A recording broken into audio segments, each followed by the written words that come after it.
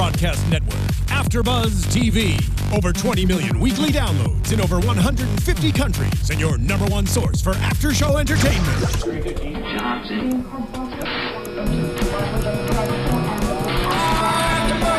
AfterBuzz TV, the destination for TV superfans. Producing aftershows for over 300 of your favorite TV shows, interviewing celebrities and showrunners, and bringing you behind-the-scenes exclusives. All thanks to E! Entertainment's Maria Menounos, producer Kevin Undergaro, and internet leader Akamai.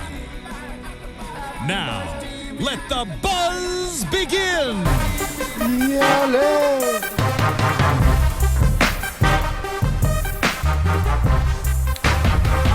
The music's so powerful, you got to let it play there for a little while. Hello and welcome once again to The Profit After Show for AfterBuzz TV. I'm Chris Howard, and you can reach out to me. So if you want to communicate, you want to... actually, I'm not going to read it right now. I'm going to read it later because I can do so many things at once. But you can reach out to me on Twitter at Chris Howard Live. If you have any feedback about the shows, the breakdowns that I'm doing, if you want to add thoughts, I'm always open for discussion. Love to hear what you have to say about it. So Chris Howard Live. You can also reach me at legendarylivingdaily.com. That's where I have tips, motivation, business building things as well, and legendarylivingtv.com. So let's rock and roll. Let's get into this thing. We got 2 episodes here of The Profit, and we're starting with episode 6. I really, really liked this episode. We were looking at, Marcus, I just threw myself into your own team. I threw myself onto your team, Marcus. So, looking at this business, Grafton Furniture. And Grafton Furniture was a generational business. So you had a man that came in 1964. His name's Esteban Grafton. And he launched this furniture business. It's a custom furniture business. And they've done quite well. And what's neat about this is we get to see the generational aspect of businesses. I've had a lot of friends myself who had generational businesses or family businesses that were passed down.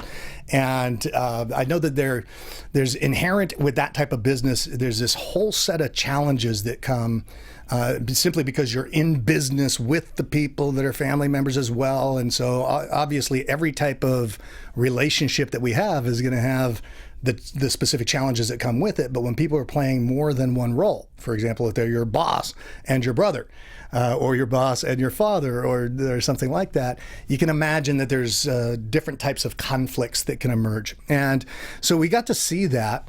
And what I really liked about this is, and what I really am enjoying more and more in these episodes of The Profit, is that they throw the stats out. You know, Marcus will let you know what the stats are in relationship to generational wealth. He's also quick to break down when you look at what the margin should be in a business, or the cost of goods sold should be in a specific industry. So really appreciating it from that standpoint, because there really are serious business lessons that you can get, and that's part of the fun of taking a look at a show like this. So Grafton Furniture, typically generational wealth will be blown by the second generation. So 60% of generational wealth that comes from business wealth from one generation to the next will fail. An additional on the third generation, it jumps up to 90%. So that's wild. And I mean, it's pretty clear why that would be. Right? It's kind of like with Warren Buffett. And one of the things he said with his kids, much to their dismay, was that I think his philosophy on passing wealth on, he says, I think you should give your children enough so they can do anything, but not enough so they can do nothing. And oftentimes, by passing down wealth, that can be like giving our kids a lifetime supply of food stamps, and it can rob them of their ambition. And so the same values that it took to build a business are not necessarily the values of the children that are going to run the business and their children that are going to run the business.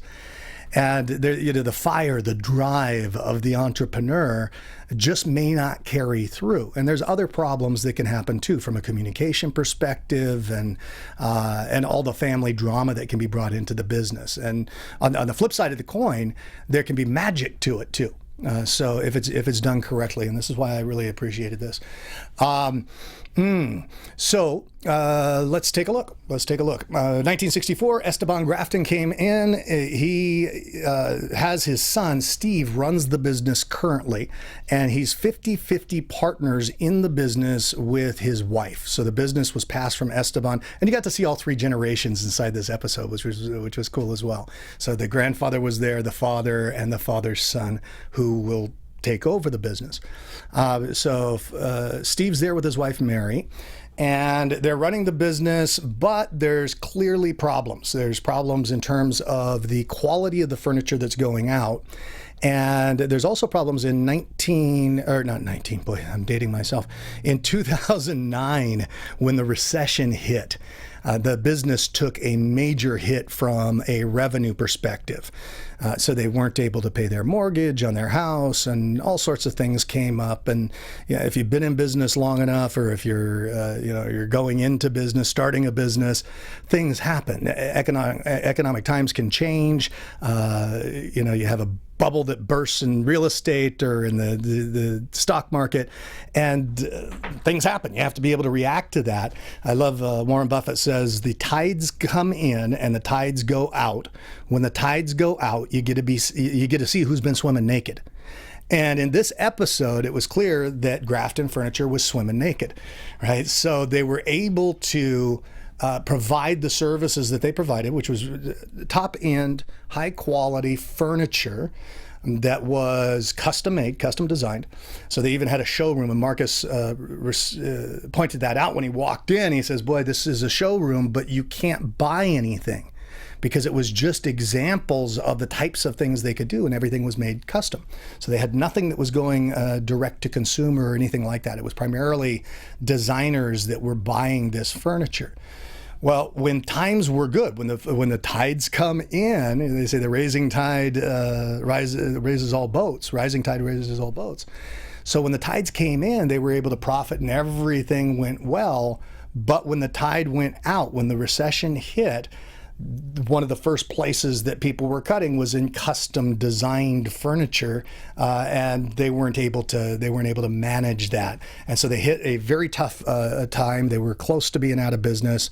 Marcus, he comes into the business, and he sees automatically what the problems are. That's, once again, I've grown to be a real fan of the way he does it, the way he shows up, his ability to look at the business and see things that other people wouldn't see. Right? And we talked about that last week. We said that's what I call situational awareness. He has a different type of awareness in that situation that allows certain things to pop up that wouldn't pop up for anybody on the street corner, the poor guy serving coffee on the street corner. Right? So he's able to see, and through the lens of how he looks at businesses as well. And so he looks for the people, he looks for the process, and he looks for the product. Well, in this case, the people issue was, in my opinion, the primary issue, and then there was also another issue with the where the revenue was coming from. So Marcus saw right away that they needed to open up more revenue streams that would make up for the unpredictable nature of the designers purchasing custom furniture, but also because the margins were not that great. So the margins were, they had 50% margins on the business, gross margin. And Marcus had pointed out that in the furniture design business, they should be at a 70% gross margin, which is pretty huge in my book. Yeah. So that was the target margin that he was shooting for. And so they wanted to find a way to be able to reach out direct to consumer, because then they could have mass market appeal beyond just the niche of servicing designers in custom ways. So a couple of things to patch up here, some holes to patch up. In terms of the relationships, let's look at those first. So you've got, and even if you think of your own family, Have you ever had a problem with your father or with your, or your children if you have children? And you can imagine how that could enter into people's consciousness. I'm sure there's expectations as well that if, the business is being passed down from one generation to the next, there could be an expectation that the next generation jumps in with, enthusiasm, wild enthusiasm and anticipation to take this thing over. And it may not exist within them. That may just not be what's in their heart. But I'll go back to Warren Buffett for a second. When he, with Berkshire Hathaway, which is his holding company, and it's valued higher than any other stock on the stock market that trades today. So a single share of Berkshire Hathaway might trade for $160,000, where you look at Coca-Cola and it trades for $46 a share, and you say, boy, is there a disparity? And the answer is yes. So Berkshire Hathaway is the most highly valued stock on the stock market today. But the reason why it's so valued is because of the value that Buffett has provided in terms of his ability to look into things, as Marcus is doing, and see things that other people can't see. He's able to see value, and he knows what value to buy. And that's how wealth is created. It's either created through creating value through entrepreneurial ventures, or by having the preternatural ability. I stole that word from Anne Rice. Preternatural means otherworldly, right? From the vampire books, Lestat. So having the preternatural ability to look and find value where other people couldn't find it, to find the diamond amongst the 30 cubic zirconias, right? To find the needle in the haystack. And that's Warren's ability. For him, his children went the polar opposite of what Buffett was. And they responded because they talked about his focus, and he's one of the most focused people you could ever imagine. And that's what he attributes his wealth to, is his ability to channel that focus. But the children saw that as being a detriment. They didn't see him out doing, just having fun, and he's a fun, loving guy, but they saw that as a detriment. And here's where you get the problem that can come up with generational wealth. If the children abreact to the value system of the parents and go, you know what, I don't want to be like that, and they go another way, which Warren's children did. He had his son who became a musician, his daughter who went her own path, but neither went in a path that was the way Warren went, and right down to the grandchildren. So the grandchildren now are bohemian off the chart. Really, a couple of Nicole and a couple of nice girls are really sweet, but they're very bohemian artist types. So you look at the abreaction that one generation can have to the previous generation, and you get why there might be challenges with that. And so the next generation has to be just as juiced up to go in there and attack that business with the same fire and drive and that entrepreneurial zeal if they want to build it as the originator. And that's rarely going to be the case. But with like Warren's son, he ended up coming back. He now sits on the board of Berkshire Hathaway. And this is also part of our journey in life, right? Where people can go out on their own and then come back and, you know what, Dad, maybe you had something to that. So he's come back around from a business perspective, and he finds himself in the business. Of course, he's still an artist, which is cool. Everybody to each their own. But you can imagine in a generational business that there could be conflicts in terms of the expectations that it be taken on. And, you can also imagine from a parental perspective, if you want to pass on the business to your children, that you want to do that so that they can continue to build the fortune, or so that they can, find their way and have a path. But your children, if they're not that into it, you can imagine that conflict, right? So in this particular instance, it's funny. Esteban is the grandfather, Steve is the father, and Stephen is the son. So they're all basically named Steve. And Esteban came over to this country to pursue the American dream, 1964, set up the furniture company, and things took off. Right, so it started going really well. They pour their blood, their sweat, their tears into the business. couple of challenges that they had inside this business were always, and Marcus is real quick to point this out, in the process. The place is too cramped. They're using antiquated equipment.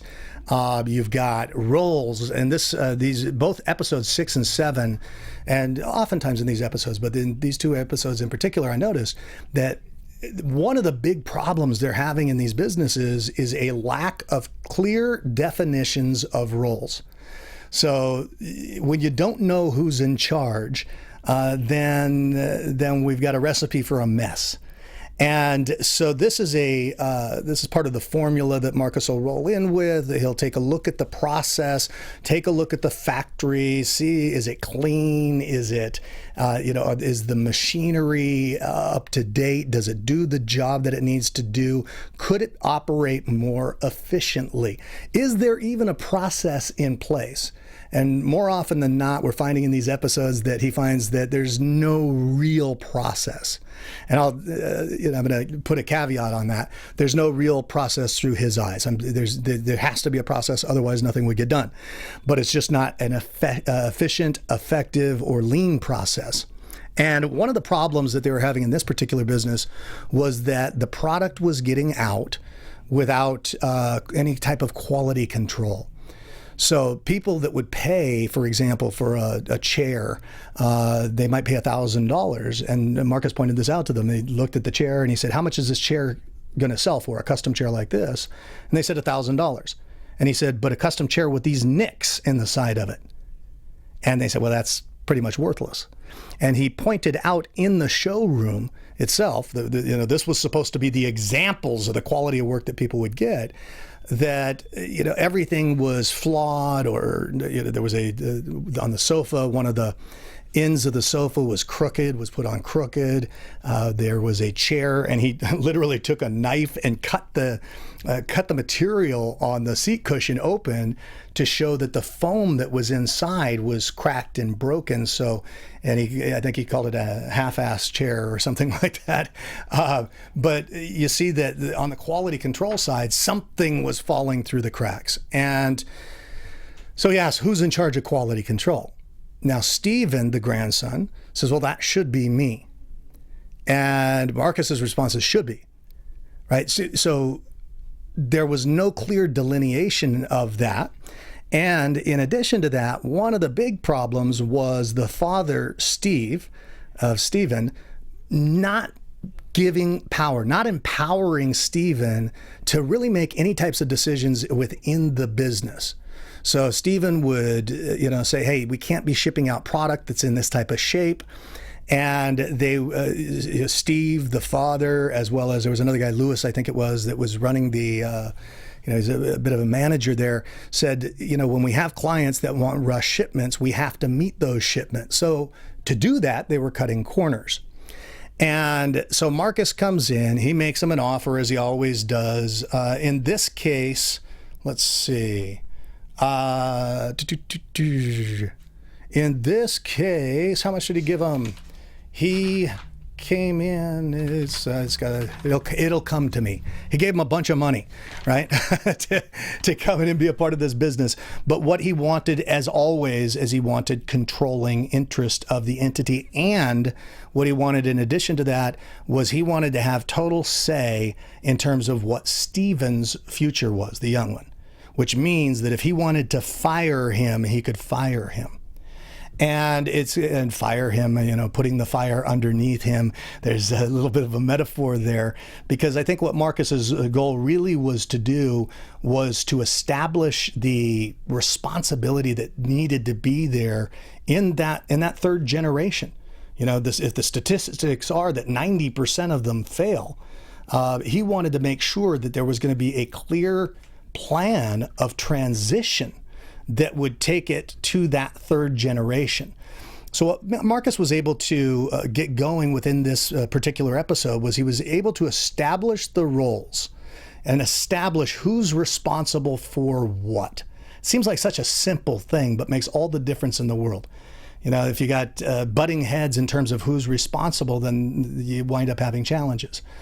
So he gives Steven these little yellow stickers, and Steven became quality control. Nothing gets out unless Steven puts a yellow sticker on it. No matter, and Marcus left the business, came back to the business to see how they were doing, and he found that the father, Steve, was still trumping some of Steven's decisions on that front. So Marcus had to put Steve in his place.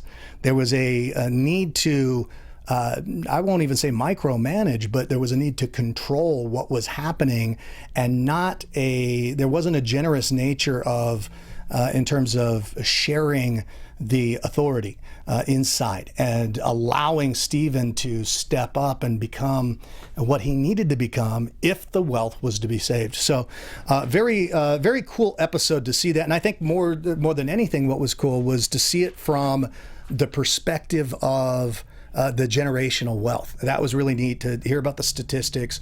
Margins on the, I'll throw this in here as well. The margins on the furniture was, once again, on the custom furniture, about 50%.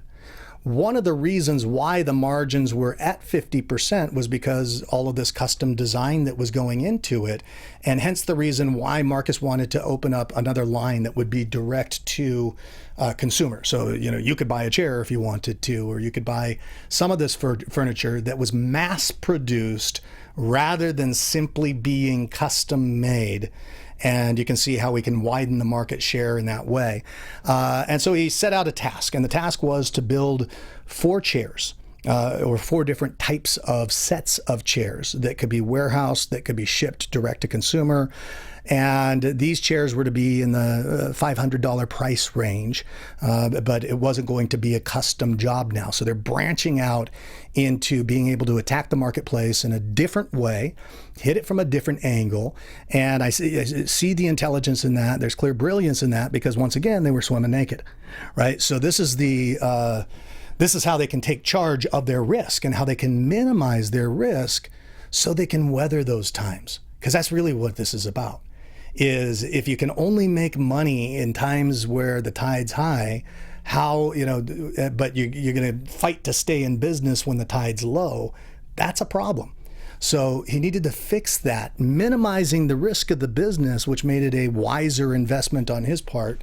And in the end, they ended up doing really well. Marcus takes them to Direct Buy in the end, which is a direct-to-consumer retail house. And he helps them to make the connection with them, which is, here's where you get to take the product to market. Here's where we get to see the increases, because we can improve the process, we can improve the relationships inside the organization, which we get to see in a lot of these episodes. But it's when the marketing occurs that we get to see that the dollars go up. And so he goes to Direct Buy. They have a really good conversation. I mean, it can't help that they're on camera. Direct Buy really liked the chairs. They thought that they were cool. They liked the designs. They didn't get a deal right there on the spot, but it was going in a good direction. And but we got to remember that a deal's not a deal until the money's in the bank.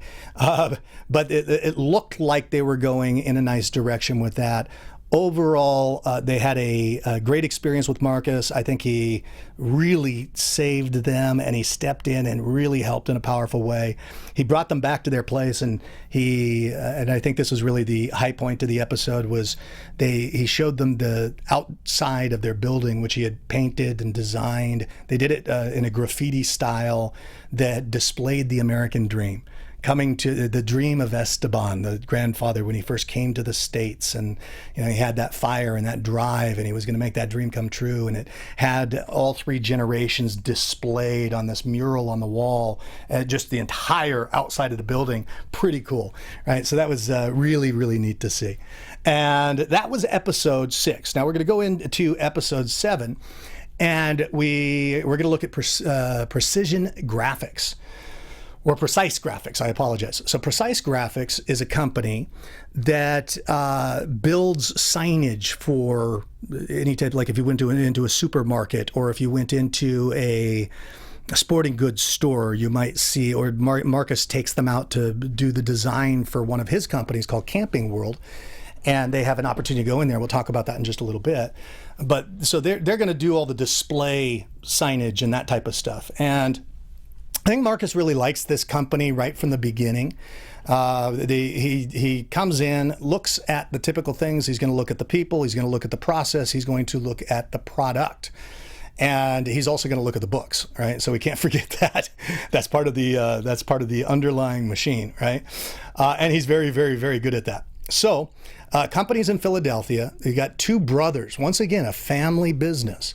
You got Keith and Dean running the business. And Dean's got about 21 years, give or take a few months, of experience in the design business. So he does all the signage design, that type of stuff. However, the big conflict in this episode is the conflict of the people, of the brothers. And it's not it's not a verbal conflict. It's not a fisticuffs. It's a silent conflict, because both of them have a high need to avoid conflict. They're brothers, and therefore nothing gets spoken about, nothing gets talked about, nothing gets delineated. And then here's the other problem, and I've said this before in other episodes, the partnership's 50-50. And I'm glad that Marcus kind of certified that idea, because I've been saying this for a while, so it's good to get second party approval.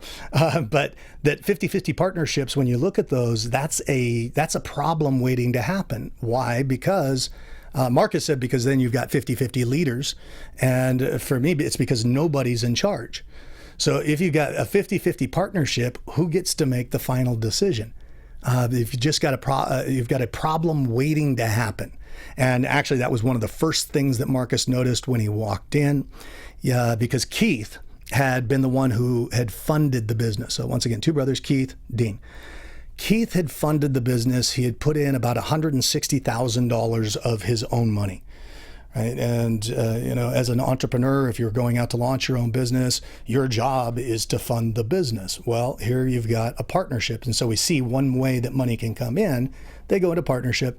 One of them is providing the capital. One of them is providing the skills and the skill sets to create this signage for different places.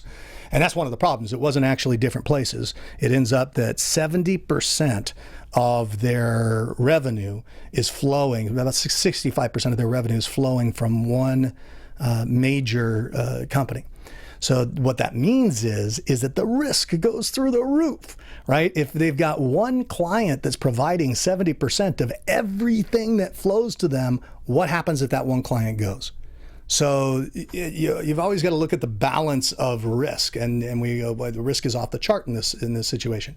So something has to be done about that. Not in a freakish way, but something has to be done fairly quickly so that there is not that risk factor. Because once again, this is an example of swimming naked, where you can do real well when the tides are high, but if the tide was to go out, or in other words, if they were to lose that one customer, then everything falls apart. And who wants to be at risk in their business like that? So you want to, this is why people say, be diversified. Well, Warren Buffett says, put all your eggs in one basket and watch that basket wisely. So no 10-figure, no billion-dollar net worth has ever been made from a sheer passive investment in the stock market and a diversification like that. Most great fortunes are made through a concentration of energy and purpose in a singular direction. Think Apple, think Microsoft, think IBM, think any of these companies. They make it from a concentration, and most great fortunes are preserved through diversification. So the preservation and the diversification becomes the safety net in that case. Well, these guys were operating without a net. They're flying without a net. They were doing pretty well. This year they had $3.5 million in sales. Not bad, but it's still a drop in terms of previous years.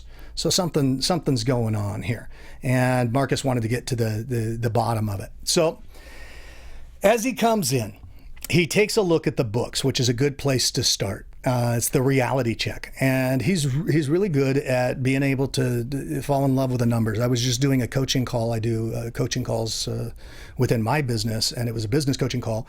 And one of the things that I said is, if you don't fall in love with the numbers, you got a problem if you're in business. right? Because if you hate the numbers, good luck in terms of making your business work. Hating the numbers is the kiss of death to a business. You have to fall in love with the numbers and change. I had to change my beliefs about numbers, because if you believe that you're no good with numbers, which I did, I barely made it through math in high school. And so I believed that I wasn't good with them. But if you believe that you're no good with numbers and you hate looking at it, then you're just begging for financial problems, right? So instead, change the belief to I'm as sharp as a tack with numbers, and you fall in love with the process of looking at the numbers, and that helps you to work through that blind spot in your business game if that's what you're looking to do. So Marcus sits down to look at the numbers. And what he finds is that sure enough, they had done $3.5 million the previous year, but that was down from the 2 years leading up to it. So something was happening that was causing the revenue to be down. Marcus comes in, he studies the numbers a little bit, and he says, actually first, I think before he did that, he went in to talk to the employees about what they thought was the problem. And the employees gave him, and he does this often, good strategy. It's a 360-degree peer feedback. It could be for some of them, right? So he goes in and he says, what do you think is the problem? One woman says, everything. Everything's the problem. There's no process. There's no this. There's no that. Okay, he goes to somebody else. What do you think is the problem? And he says the problem is that we have just one company that's our primary client, and if we lose them, we're in trouble. And this is something that was already evident and had already been made evident. And you see the risk in that. One conversation that goes wrong. And it could be something that's even out of, has nothing to do with you, has something to do with an offer that was made to that company by a competitor or something outside of your awareness, where all of a sudden that company's no longer in your court, right? So the risk factor is so high. It's like, being on the road and getting sideswiped by another driver. It wasn't necessarily your fault, but it was something that occurred. And you don't want to be at risk of falling over at any moment because you left such a gaping hole in the underlying safety of your business model. So billionaires and people that have built the biggest fortunes on the face of the earth, a lot of people think that they're into risk. They're risk takers. And it's not that they're risk takers. They like to minimize the risk. Donald Trump was once asked, isn't it risky being in the casino business? And he said, it's a lot riskier playing in a casino than it is owning the casino, right? So it's not about getting out of risk. It's about minimizing the risk that you have. So we got a business that's in a precarious place right here. Even if they had the best relationship in the world, it's a precarious place to be in. So the feedback is basically along those lines with everybody. He asks some of the employees who's in charge of the business, who runs the business, and nobody can say. There's always this pregnant pause, right? And here we get back to the problem of the 50-50 ownership and unclear, undefined roles within that organization. As we look at the books, I thought this was a little bit of gamesmanship on Marcus's part. In the end, it ended up being a good deal for these guys, what he was offering them, but it was interesting how he presented it. So, and in negotiation, one of the things that really comes up as a major factor in any type of negotiation is what are the expectations of the other side that you might be negotiating with? What are their expectations from moment to moment? There was a play that was written. I forget what the name will come to me, right? But the play was all written about. I think it might have been called The Deal or something like that. And a gentleman shows up at another man's house, and the guy whose house it is selling all the furniture that's up in his attic. So this man walks up and he's walking around the attic, and the entire play takes place in the attic. And so they're negotiating over the furniture, but the man who came in to buy is not really negotiating. He's just saying, "Oh, what a lovely couch." He said, "That's a beautiful couch." He looks at it, I really, really love that. And then and the guy says, "Oh yes, it's amazing. You know, that's a great couch. It's so comfortable. It's you know, you will love that. Your wife will love it." And then the guy who's buying says, "But you know, it's too bad that it's nicked on the leg right there. Yeah, that's too bad." And then he takes a measuring tape out and measures the couch. I'm paraphrasing this because I don't remember exactly, but he measures the couch. There's a point to this, right? He measures the couch and he says, "Boy, if that were just 2 feet less long, it would actually fit in through the front door and I wouldn't have to hire a company to bring it up in a different way." And so he just goes through it. He says, "But beautiful couch." And the whole thing is all about what's happening to the expectations of the seller in this situation, in this set of circumstances. The guy just keeps going through and saying, "Oh, wow, that's a lovely chair. Oh, it's too bad that it's got these scratches on the foot because that could be really a nice piece." And the expectations in the seller's mind just keep going down and down and down and down. If you know what the name of this play is, please tweet me at Chris Howard Live. You can tweet me there or write it right under the video here if you're watching on YouTube. Remember also to get the podcast. You can download the podcast and get these pushed to you, right? So right there. Give me a little bit of feedback, and I'm looking for the name of that play. So if you can think what that is, let me know. So the expectations go down. And this is what was really interesting to me about how Marcus presented his offer to Keith and to Dean. He looks at the assets and the liabilities, and they actually broke this down. He looked at the assets, the liabilities, and the earnings of the company. So we're talking about the net profit at the end of the day. What were the earnings?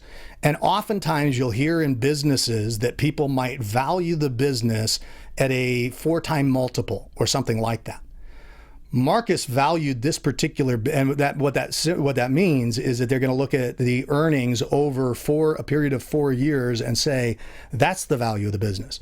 Now, that's one way to evaluate the value of a business. It may have no bearing whatsoever on reality, depending on the type of business it was. If you did that with Facebook, you would have said Facebook was worthless before they brought in ads, right? So, there's a lot of other things and a lot of other factors to take into account when you're valuing a business. And from an investor standpoint, he was probably, I can't even say he was lowballing it because, this is a comprehensive business that requires a lot of work. It's got a big team. It's a big moving structure and infrastructure, which, if somebody else is going to come in and buy that business, they get to carry that on. And, that could either be looked at as an asset or a liability. It could also be looked at as a burden for depending upon who's looking at it, right? So he says, if we got the assets, we got the liabilities, we've got earnings at a 3-time multiple, and then we'll subtract other liabilities. He said they had about $180,000 of liabilities on their books, or they were in the red by about $180,000. I don't know why liabilities came in twice, honestly. But he said this business, he says, what do you think the business is worth first? Keith throws out the number $2.5 million. So I don't know, about 2.5. Marcus then says, when you look at the assets, the liabilities, and you evaluate it on a 3-time multiple, he says the value of this business right now is $270,000. Now, think about this for a second. You've got one big number in your mind. You think it's $2.5 million, and he throws out $270,000. What happens to your expectations in that moment? They plummeted down. Right. So I was waiting with bated breath, waiting to hear what Marcus would say next, because I didn't I just thought he was going to come out and make the lowest offer that he could. It's not, it's not in his character. He's a pretty fair guy, and he also likes to empower people. So he's got a heart. He's a businessman, and he's not afraid to make the decisions, but he's got a heart. So he poses this question to him. He said, let me ask you a question. If somebody came in here today and they were to give you, the business value, I say is $270,000. Now, actually, I'm going to pause for a second. push the pause button. Because here's one thing on Keith's side, the business owner's side, that I think warrants pointing out. Marcus said, this is worth $270,000. Then he throws it back to Keith and he says, what do you think? Keith stammers for a minute.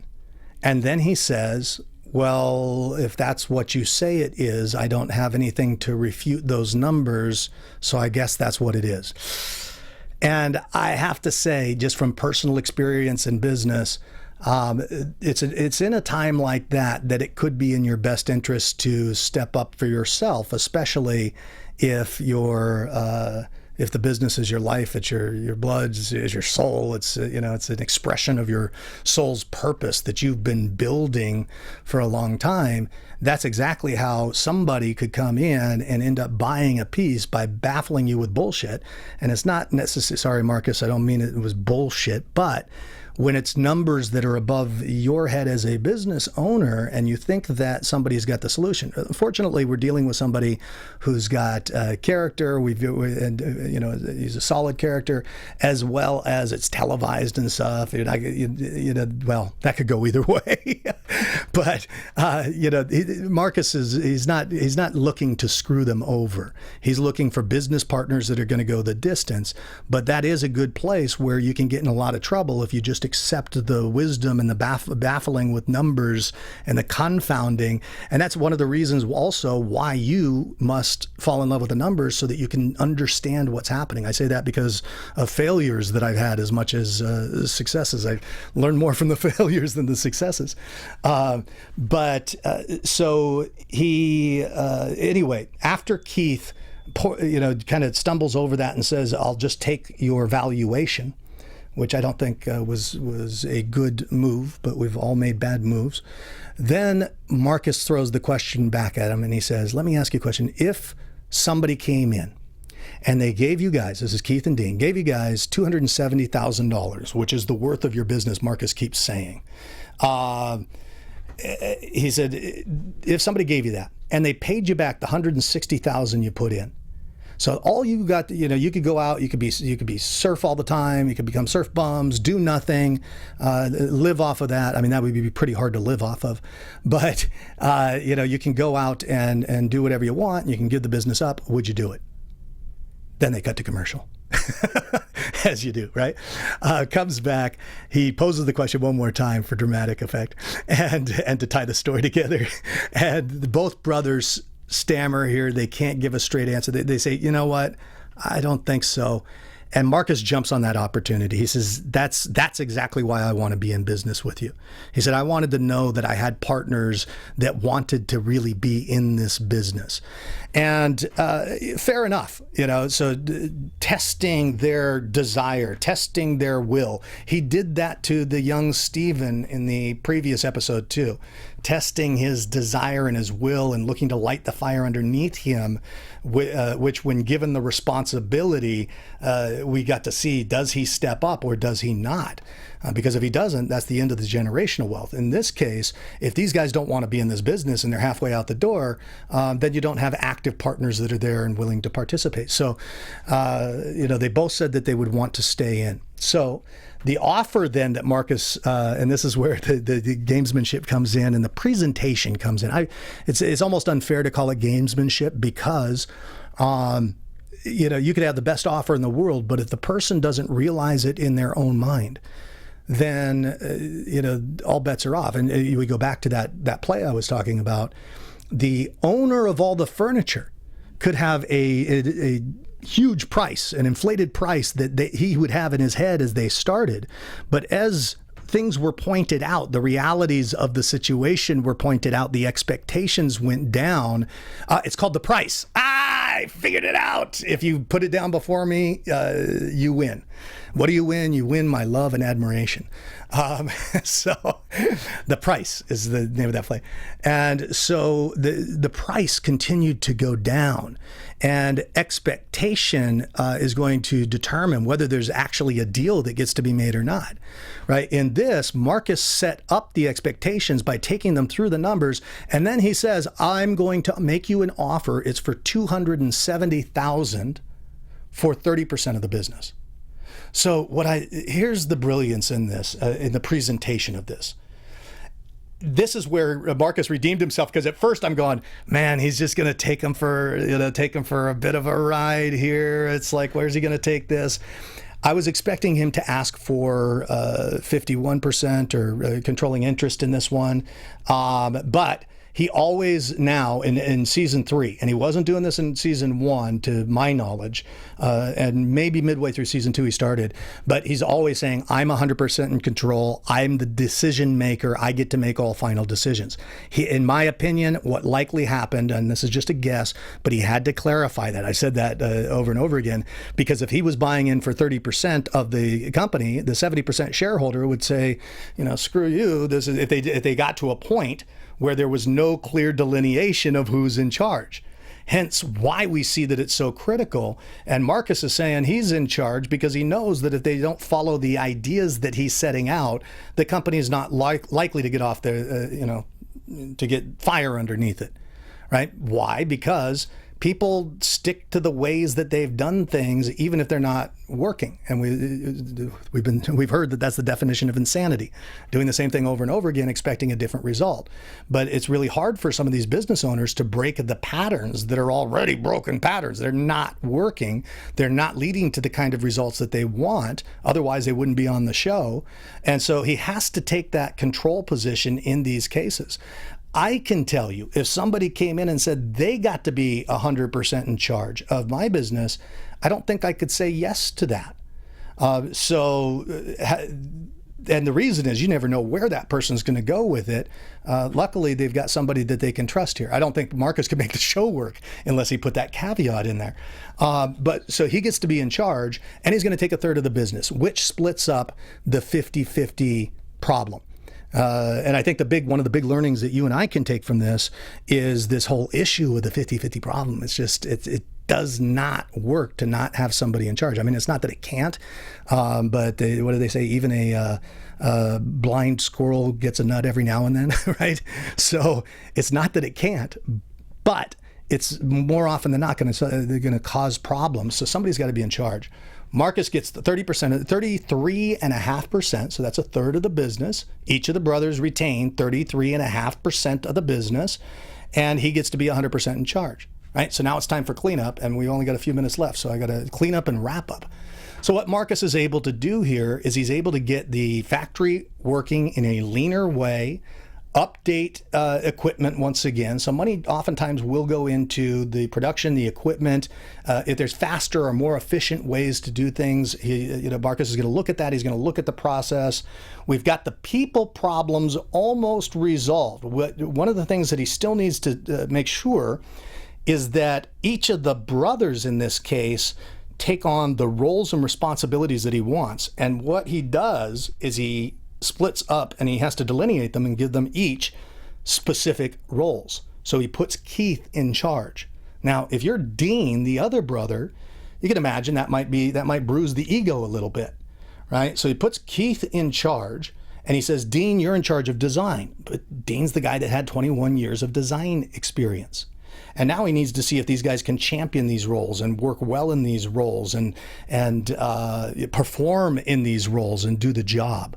So he gives them one more caveat. He says he writes the check for them. And he says, you can cash that check, but you got to prove that you can do a job first. And so he brings them into Camping World, which is one of his businesses. And he's going to let them do the signage inside.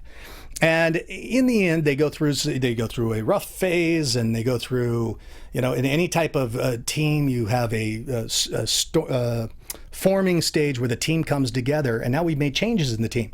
So the team is going to form, and then you got a storming phase where there's going to be challenges to the leadership. There's going to be, people are going to be tussling for leadership. That happens in any type of group dynamic where there's a storming phase, which is the equivalent of adolescence when you're a kid, and then moving up through that to adulthood and that's a norming and performing stage of a team.